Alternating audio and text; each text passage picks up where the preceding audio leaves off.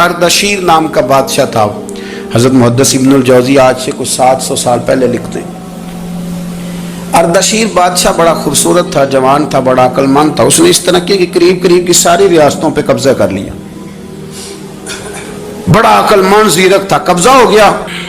ایک بادشاہ بڑا سخت تھا، اس کے ساتھ جب پنجہ آزمائی ہوئی تو اردشیر کہتا ہے اس پہ میرا قبضہ نہیں ہو رہا تھا. اور جب ہم نے ساری ریاستوں نے مل کے اس پر حملہ کیا تو ایک قلعے کے اندر قلعہ بند ہو گیا. اردشیر بڑا خوبصورت آدمی تھا، بڑا سمجھدار تھا. تو وہ بادشاہ قلعہ بند ہو گیا، اس نے کہا نکلنا ہی نہیں. اب وہ اندر بند ہے، یک بارگی حملہ کیا تو وہ بڑا قلعہ تھا اس میں بند ہو گیا.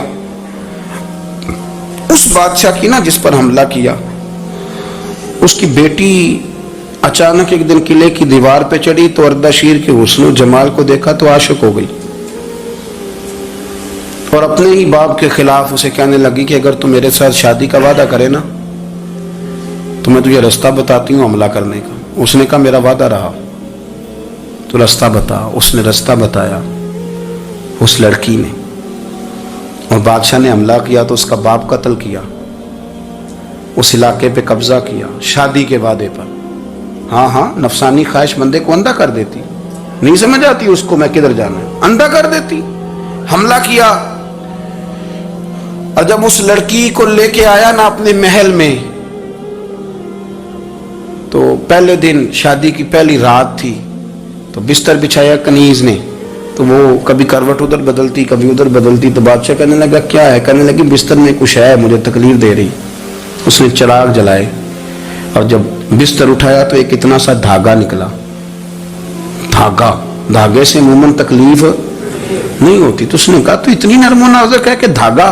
کہنے لگی میرا باپ نا میرے ساتھ اتنا پیار کرتا تھا کہ روز میرا بستر بھی خود بچھاتا تھا، اور اس نے آلہ رکھا ہوا تھا، وہ ناپتا تھا کہ کوئی پایا اونچا نیچا تو نہیں، میری بیٹی کا بیلنس سوتے وقت خراب نہ ہو جائے. اور میرے لیے گوشت اور کپڑے بھی خود پسند کر کے لاتا تھا، کھانے پینے کا خود خیال کرتا تھا. اردشیر کہنے لگا اچھا وہ اتنا پیار کرتا تھا، اور پھر تو نے اس کے ساتھ کیا کیا؟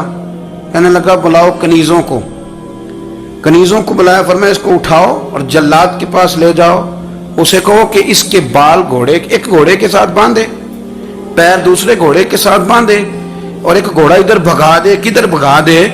یہ جس کے باپ نے اتنا پیار کیا یہ نفس کی اتنی غلام ہے کہ اس کی وفادار نہیں رہی تو میری وفادار کیسے بنے گی؟ اس نے اتنے نازوں سے پالا کہ دھاگا اسے برداشت نہیں. او یارو یاد رکھو اگر نفس کی غلامی کرو اور بڑے بڑے وفاداروں کو چھوڑ کے غلامی کرو تو پھر کہو وفادار مل جائیں. کوئی بول اب لڑا نہ بول بیٹھی ہوں دے خصم ناراض بڑ بولیاں دے کہاں سر کھائے تے بلبل ٹھنڈ پائے. بڑے فرق نہیں سجنا بولیاں دے جڑیاں خصماں دی وچ رضا وسن بھاگ جاگ جاندے انہاں گولیاں دے. آپ ادلیاں نو سردار پین تکے تے شرما والیاں نو چوٹے ڈولیاں دے. اپنے نفس کے پیچھے چلو کہ تو یہ تباہی ہے.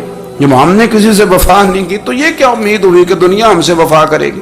اللہ رسول کی مرضی کے مطابق اصول پسند زندگی بنائیں، ایک ایک کر کے اپنی خواہشات سے پیچھے ہٹیں، تھوڑے پہ گزارا کرنا سیکھیں، اپنے نفس کو سمجھائیں.